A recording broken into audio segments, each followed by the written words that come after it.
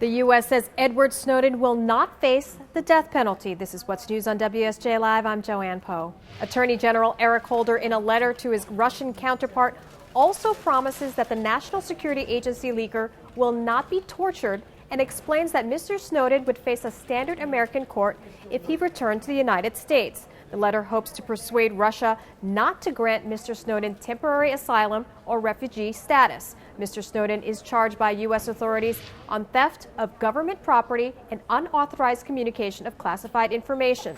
None of those charges carry the possibility of the death penalty. Tens of thousands of Egyptians are gathering for rival protests throughout the nation, and the numbers are expected to grow to hundreds of thousands. The rallies gathering steam as prosecutors ramp up criminal accusations against ousted President Mohamed Morsi. Pro- and anti-Morsi protesters descending on the streets. The Wall Street Journal's Matt Bradley writes that the rising frenzy has rendered the Arab world's largest country and strategic U.S. ally ripe for the kind of violence that could lead to an extended insurrection.